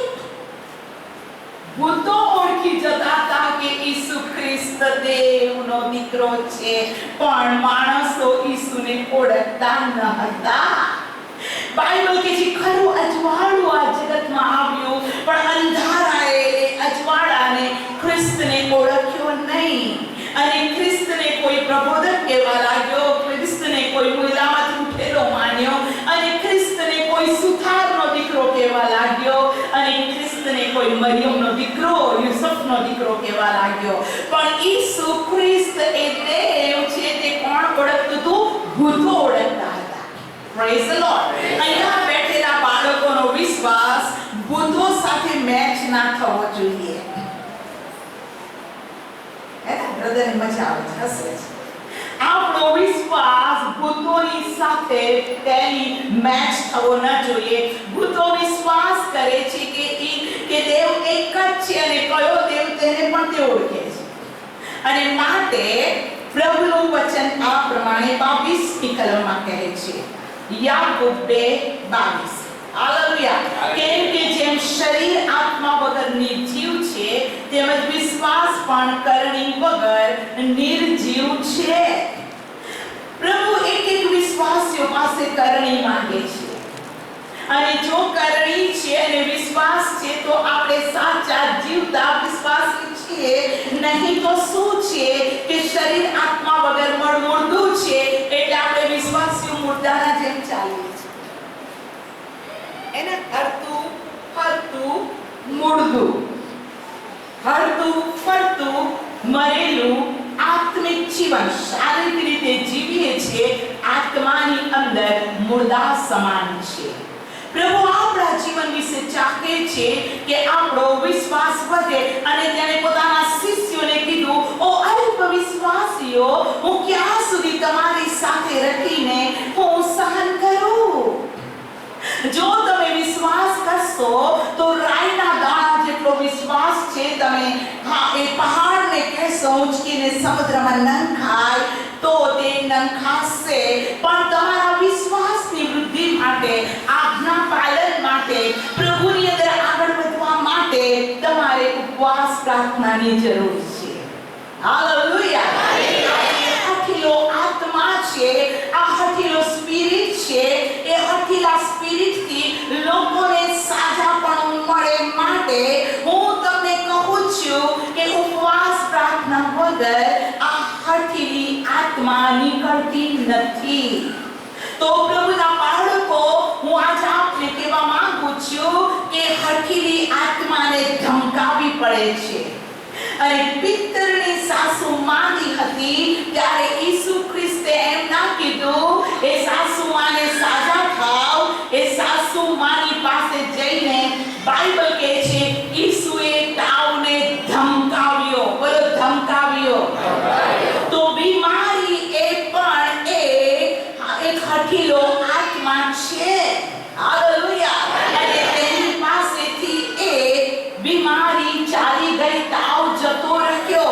આ ફેફડાના દર્દવાળા દર્દીની પાસે તો એ અશુદ્ધ આત્માથી આવેલી બીમારી હતી. Praise the lord. બીમારીના ઘણા બધા કારણો છે, પણ એ બધા જ કારણોની માટે પ્રભુ ચાહે છે કે તેના બાળકો ઉપવાસ પ્રાર્થના કરીને તાકાતવાન બની જાય. Praise the Lord. હાલેલુયા. બીમારી આવવાનું એક કારણ આજ્ઞાનું ઉલ્લંઘન. પૂર્ણ નિયમ 28 માં કહે છે, જો તું મારી આજ્ઞા નહીં પાળે, મારા વચન પ્રમાણે નહીં ચાલે, તને તાવ આવશે ને સોજાનું અને બધા લખેલું છે. તમે તે વાંચજો. પૂર્ણ નિયમ 28 ની 14મી કલમ 15મી કલમથી બધું ખબર પડશે. બીમારી આવવાનું કારણ છે પરીક્ષણ. બોલો, પરીક્ષણ. પરીક્ષણ. તમે આજ્ઞાનું ઉલ્લંઘન નથી કર્યું, પણ બીમારી પરીક્ષણના કારણે આવે છે. જેમ અયુબ. હાલેલુયા. અયુબની ઉપર બીમારી હતી, એ શૈતાનનું પરીક્ષણ હતું. બીમારી આવવાનું કારણ છે અયોગ્ય રીતે પ્રભુનું મરણ યાદ કરવું. જે લોકો અયોગ્ય રીતે રોટલી ખાય છે ને પ્યાલામાંથી પીવે છે, બાઇબલ કહે છે પહેલો કોરિન્થીય 11 પ્રમાણે તેઓના જીવનની અંદર બીમારી રાજ કરે છે. બીમારી આવવાનું કારણ આપણા વિશ્વાસી ભાઈને આપણે માફ નથી કરતા. બાઇબલ કહે છે તમે એકબીજાની આગળ તમારા શું કરો, અપરાધોને તમે કબૂલ કરો, માફી આપો. અને જ્યારે આપણે માફી આપીએ છીએ આખું 5માં પ્રમાણે, તો આપણે સાજા થઈએ છીએ. બીમારીનું કારણ આપણી બેદરકારી, જાણી જોઈને પલળવાનું ને જાણી જોઈને ખાવાનું અને ના ખાવાનું પણ ખાવાનું, અને પછી ડાયરિયા થઈ જાય. બીમારી આવવાના કારણો ઘણા છે. બીમારી આવવાનું કારણ અશુદ્ધ આત્મા છે, કે જે અશુદ્ધ આત્માઓ બીમારીનો મલવાડ લઈને આવે છે. પણ આ બધી બીમારીમાંથી છૂટવાને માટે માણસને સામર્થ્યની જરૂર છે. બોલો, સામર્થ્ય. સામર્થ્ય. અને સામર્થ્ય ક્યારે આવે છે? પ્રેરિતોના કૃત્ય તેનો 1લો અધ્યાય અને તેની 8મી કલમ. પ્રેરિતોના કૃત્ય તેનો 1લો અધ્યાય અને તેની 8મી કલમમાં પ્રભુનું વચન એમ કહે છે, પણ પવિત્ર આત્મા તમારા પર આવશે ત્યારે તમે સામર્થ્ય પામશો. Praise the lord. બોલો, પવિત્ર આત્મા તમારા પર આવશે ત્યારે તમે સામર્થ્ય પામશો. હાલેલુયા. પ્રભુના બાળકો વિશ્વાસી જીવનની અંદર ઉપવાસ પ્રાર્થના એ પ્રભુની હજુરની અંદર આપણને લઈ જાય છે, અને તેનો પવિત્ર આત્મા આપણામાં આવે છે ત્યારે આપણે સામર્થ્ય પામીએ છીએ. Praise the lord.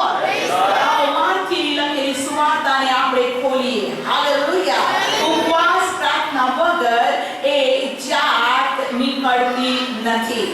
માર્કની લખેલી સુવાર્તા તેનો 4થો અધ્યાય અને હું તેની 2જી કલમ વાંચું છું. માર્કની લખેલી સુવાર્તા તેનો 4થો અધ્યાય અને બીજી કલમ. અને 40 રાત દાડા સુધી ઉપવાસ કર્યા પછી તેને ભૂખ લાગી. કોણે ઉપવાસ પ્રાર્થના કરી? ઈસુએ કરી. હાલેલુયા. ઈસુ કોણ હતો? દેવનો દીકરો હતો. ઈસુ કોણ હતો? પરાત્પરનો દીકરો હતો. ઈસુ કોણ હતો? દેવનો શબ્દ હતો. ઈસુ કોણ હતો? ઈસુ ઉત્પત્તિ પહેલા અધ્યાયની પહેલી કલમમાં કહે છે, હાલેલુયા, આદિએ દેવે આકાશ અને પૃથ્વી ઉત્પન્ન કર્યા. Hallelujah. Praise the Lord. Hallelujah. દેવનો આત્મા પાણી પર હાલતો થયો અને શબ્દ બોલ્યો, અજવાળું થાવો, અને અજવાળું થયો. એ શબ્દ કોણ હતો? ઈસુ હતો.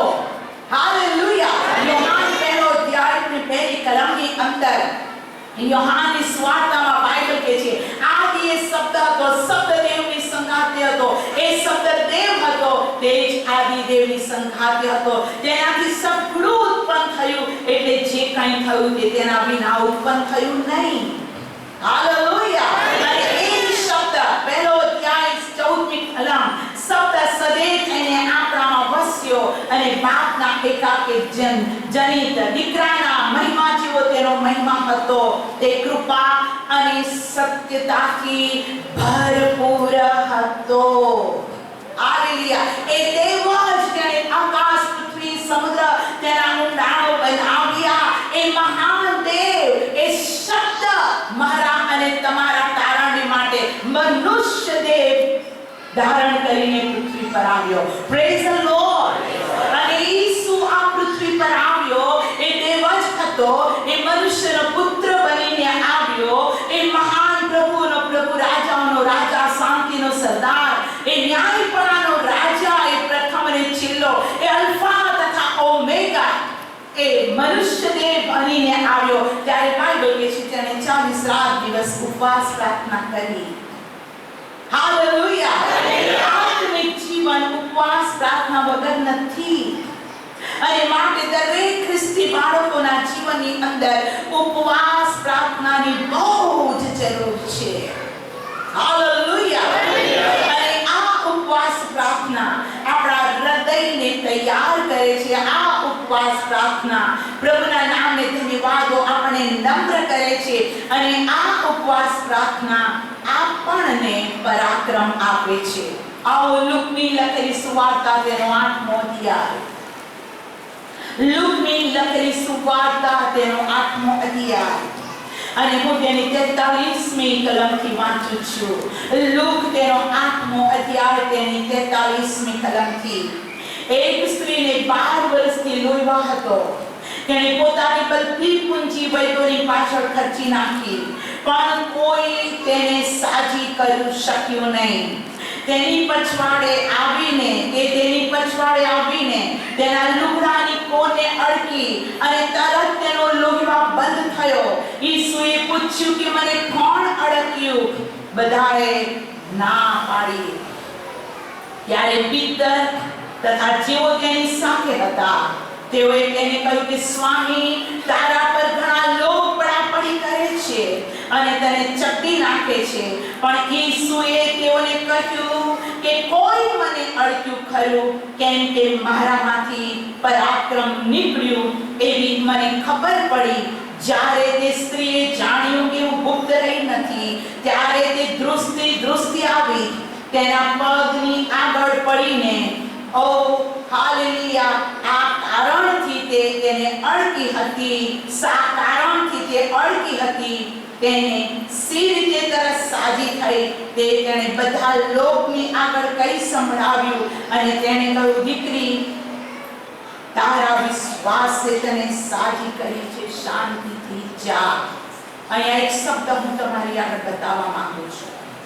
અને શબ્દ આ છે, હાલેલુયા. ઈસુએ તેઓને કહ્યું, મને કોઈ અડક્યું ખરું, કેમ કે મારામાંથી પરાક્રમ નીકળ્યું. પરાક્રમ, પરાક્રમ, પરાક્રમ. પ્રભુ ઈસુ ખ્રિસ્ત દેવનો દીકરો હોવા છતાં તે પહાડ પર, અરણ્યમાં, જંગલમાં ગયો 40 રાત દિવસ તેણે ખાધું પીધું નહીં. તેણે ઉપવાસ કર્યો અને ત્યારે તેણે કહ્યું કે હાલેલુયા. તેની સેવાનો સૌથી પહેલો ભાગ માર્કી 4:17. ત્યાર પછી સુપ્રગટ કરવાતા કહેવા લાગ્યો, પસ્તાવો કર્યો કેમ કે આકાશનું રાજ્ય પાસે આવ્યું છે. Praise the lord. હું આજ આપને કહું છું, પ્રભુને તમારું ખપ છે. આજે પ્રભુનો એક અવાજ છે, હું કોને મોકલું, મારા માટે કોણ જશે? આજે પ્રભુનો અવાજ છે, સતાના બંધનમાંથી બંધાયેલા લોકોને પ્રભુ તમારા અને મારા દ્વારા આઝાદ કરવા માંગે છે. પણ આ આઝાદી માટે, આ છુટકારાની માટે પ્રભુ પોતાના લોકો પાસે, પોતાના બાળકો પાસે હાલેલુયા ઉપવાસ પ્રાર્થનાનું જીવન માંગે છે. હાલેલુયા. ઈસુ પોતે ઉપવાસ કર્યો અને દેવના પરાક્રમથી તે ભરપૂર થયો. અને હા, ત્યાર પછી તેણે પ્રગટ કર્યું, આકાશનું રાજ્ય પાસે આવ્યું છે. જે સમયે ઈસુએ પોકાર કર્યો, આકાશનું રાજ્ય પાસે આવ્યું છે, તેના કરતાં હજુ વધારે પ્રભુનું આગમન નજીક છે. પ્રભુના બાળકો પ્રભુનું વચન કહે છે અને ત્યાર પછી તે પ્રગટ કરવા લાગ્યો, સુવાર્તા પ્રગટ કરવા લાગ્યો. અને માર્કી 4:23 કલમથી હું વાંચું છું. માર્કની લખેલી સુવાર્તા 4 અધ્યાય 23 કલમથી. અને ઈસુ તેઓના સભા સ્થાનોમાં ઉપદેશ કરતો ને રાજ્યની સુવાર્તા પ્રગટ કરતો અને લોકોમાં હરેક પ્રકારના રોગ તથા દુઃખ મટાડતો અને આખા ગાલીલમાં ફર્યો. ત્યારે આખા સૂર્યમાં તેની કીર્તિ ફેલાઈ ગઈ અને સગળા માતાઓને, એટલે અનેક જાતના રોગીઓને, પીડાતાઓને, ભૂત વળગેલાઓને, ફેફડાવાળાઓને, પક્ષઘાતીઓને તેઓ તેની પાસે લાવ્યા અને તેણે તેઓને સાજા કર્યા. ઓ પ્રભુના બાળકો, પરમેશ્વર અંતના સમયની અંદર મારા અને તમારા જીવન દ્વારા આ સેવા કરવા માંગે છે. દેવના રાજ્યનું પ્રગટ થવું નજીક છે. પ્રભુ ઈસુ ખ્રિસ્ત કહે છે, જુઓ હું થોડી વારમાં આવું છું. પ્રભુનું આગમન નજીક છે અને પ્રભુ દરેક વિશ્વાસીઓની પાસે એક પરાક્રમને મોકલી દેવા માંગે છે. પવિત્ર આત્માનું પરાક્રમથી પ્રભુ મને અને તમને ભરી દેવા માંગે છે. ઈસુના કપડાના કોરને તે અડકી અને તે તરત સાજી થઈ અને તેમણે કહ્યું, મને કોણ અડકે? પ્રભુના બાળકો ઉપવાસ પ્રાર્થના દ્વારા પરાક્રમ મળે છે, પવિત્ર આત્માનો અભિષેક મળે છે અને એ અભિષેક જીવન વસ્ત્રમાં ઉતરે છે. પ્રભુનું વચન કે જે પાઉલના વસ્ત્ર વાપરેલા રૂમાલો તેઓ માતાની પાસે લાવતા અને માતા સાજા થતા. અમારા વડોદરાની અંદર એક સિસ્ટર છે, તેનું નામ રેખા છે અને આ રેખા બહેનને છેલ્લા 50 વર્ષથી અમુક પ્રકારનું વ્યસન હતું અને એ વ્યસનને માટે તેને ઘણા ડોક્ટરોની પાસે ગઈ. એને બહુ શું કહેવાય કે એને પ્રયત્ન કર્યો. ઘણા સેવકોને માટે, હું ખોટું બોલતું નથી, પ્રભુના સેવકો માટે આભાર. એને ઘણી જગ્યાએ પ્રેયર રિક્વેસ્ટ આપી અને આ વ્યસનના કારણે આ બહેનના શરીરના લોહીના ટકા ઓછા થઈ ગયા. તેના પેટની અંદર અમુક પ્રકારની ગાંઠો થઈ ગઈ.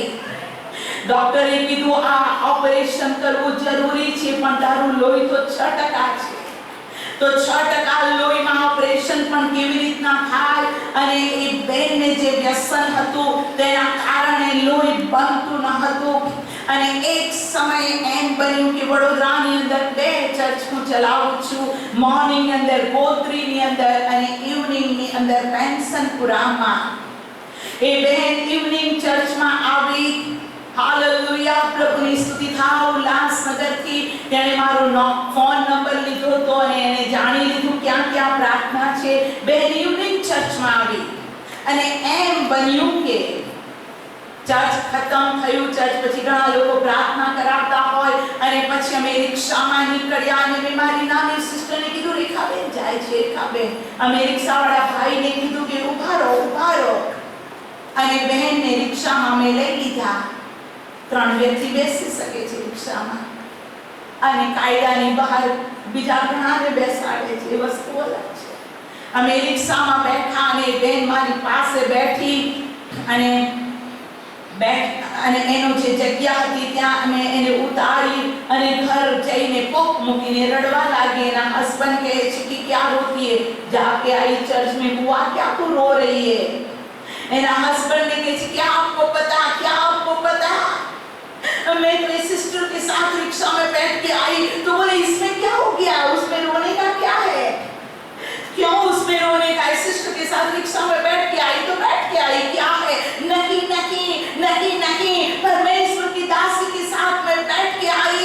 ओ हालेलुया, आत्मा से भरी हुई बहन के पास में बैठ के आई.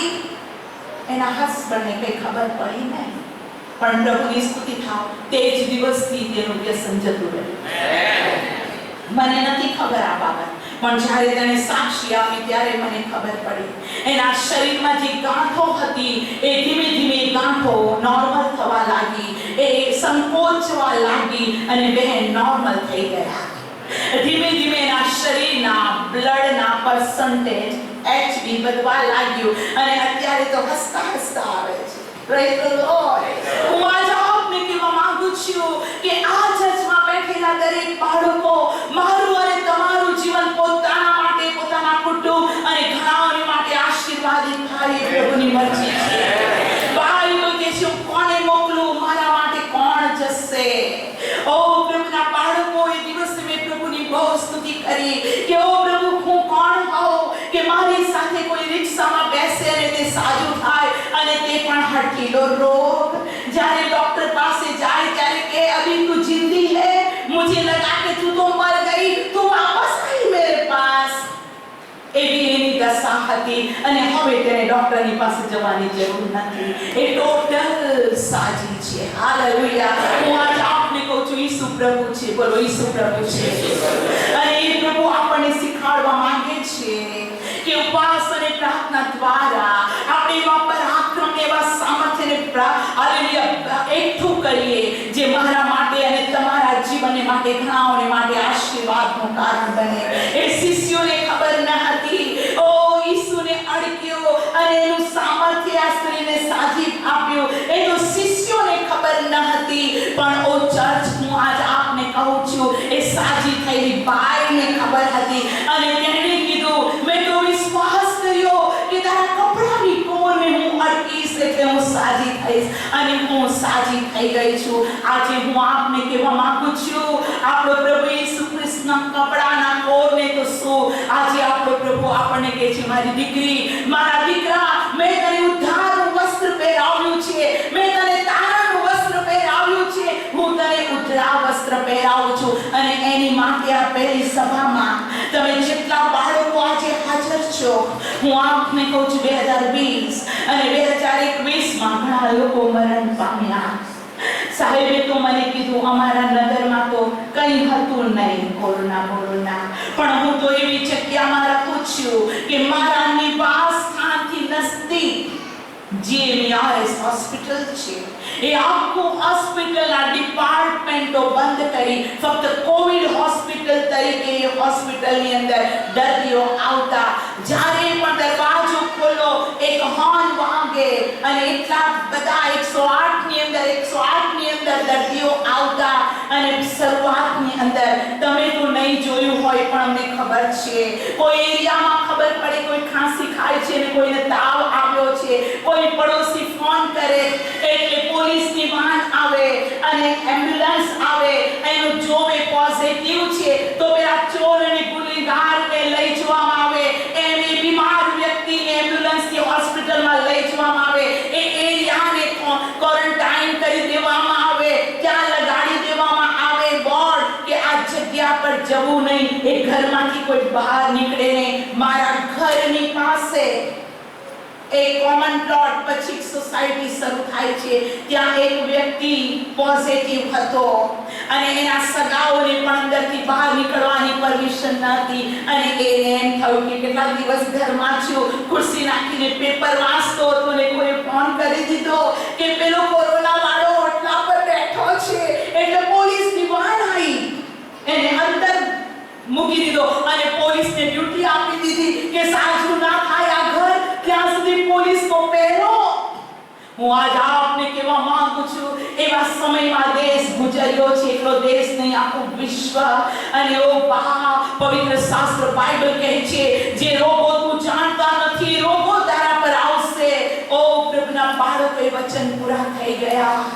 લાશોની લાશો અને લાશોની લાશો સિટીની અંદર રહેતી અગ્નિદાહ માટે અને આ કબ્રસ્તાનની અંદર દફન ક્રિયા માટે એ લાશો માટે ફોન આવતા કે હવે 2 લાશ મોકલો, હવે 3 લાશ મોકલો અને ટોકન મળે ત્યારે તેનો અગ્નિદાહ થાય. શક્તિનગર સોસાયટીની અંદર અમે એક સેવકને મળવા ગયા, એની સામે એક ભાઈ મરણ પામ્યા અને કહે છે બાપરે બહુ સારું થયું, આવો અમારું ટોકન તો અમને 8 કલાક પછી તો ટોકન મળી ગયો, એટલે અમે એમને અગ્નિદાહ માટે લઈ ગયા. બોડી આખી સીલ, એનું મોઢું કોઈ જોઈ શકે નહીં, પેક કરેલું શરીર અને તેઓ ના દફન ક્રિયામાં કોઈ હાજર ના હોય.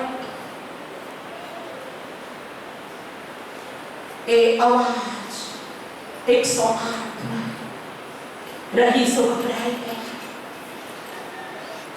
જ્યાં દફન થતું ત્યાં લોકો બૂમો પાડવા લાગ્યા, લાશોના બળવાની સ્મેલ. કોવિડ કબ્રસ્તાન વડોદરા શહેરની બહાર. હું આજ આપને કહું છું એવા સમયમાં આજે તમે હું જીવું છું. જે મરી ગયા એવું બહુ પાપી હતા અને આપણે બહુ ન્યાયી છીએ. હું આજ આપને કહેવા માંગુ છું તેની અદ્ભુત કૃપાના લીધે આપણે મરણ નથી પામ્યા. આપણે મરણ નથી પામ્યા. ગીત શાસ્ત્ર 118 હું મરી જઈશ નહીં, જીવતો રહીશ અને યાહના કૃત્યોને પ્રગટ કરીશ. જો તમે આજે જીવો છો તો તમારા માટે દેવની યોજના છે. જો તમારા આત્મિક જીવનમાં કોઈ ડાઘ અને કરચલી છે, પ્રભુએ તમને જીવતા રાખ્યા છે કે તમે ડાઘ અને કરચલીમાંથી બહાર આવો. અને જો તમે આજે પ્રભુની અંદર ગૌરવાન છો તો દેવની ઈચ્છા છે તમે હજારો આત્માઓને બચાવવાની સેવા પ્રભુ તમને સોંપે. આજે પ્રભુની ઈચ્છા છે હું કોને મોકલું, મારા માટે કોણ જશે. આવો દરેક આંખ બંધ થાય, દરેક આંખ બંધ થાય. ઉપવાસ પ્રાર્થના વગર એ જાપ નીકળતી નથી અને પ્રભુ ચાહે છે કે કેટલી ઉપવાસ પ્રાર્થના કરે.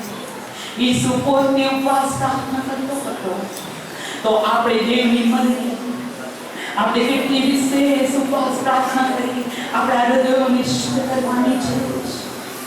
આપણે કેટલું તેના સાનિધ્યમાં જઈને કહેવાની જરૂર છે કે ઓ પ્રભુ તું મારા પાપ માફ કર. ઓ આપણે કેટલા બધા લોકો માટે પ્રાર્થનાની જરૂર છે. આજે તમારા ઘરમાં કેટલા બધા બાળકો તારણ પામ્યા વગર હશે. તમે વિશ્વાસ કર્યો તમારું નામ જીવનના પુસ્તકમાં લખાય છે, પણ તમારા ભાઈ કે કાકા કે મામા કે દીકરો કે દીકરી કે પતિ કે પત્ની હજુ શેતાના બંધનની અંદર છે અને આ બંધન તૂટે માટે ઉપવાસ રાખવાની જરૂર છે. ઓ તો વચનો સાંભળે છે પણ માનતા નથી. આજે પ્રભુ કહે છે ઓ મારી દીકરી, ઓ મારા દીકરા, તમારી હજુરમાં આવ. એક હાથ ઊંચા કર અને ત્યારે તમે તમારા પોતાના જીવનને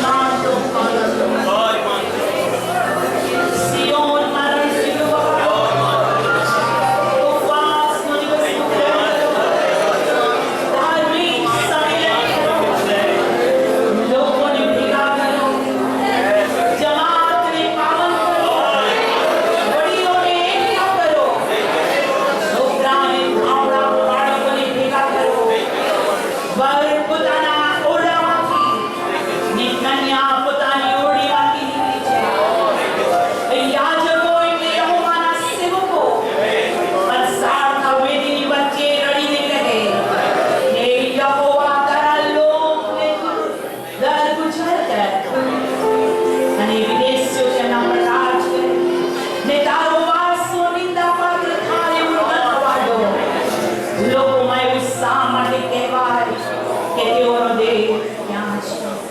ઓ ચર્ચ, આજ દેવનો આત્મા કહી રહ્યો છે, હા, નાના મોટા બાળકો સર્વ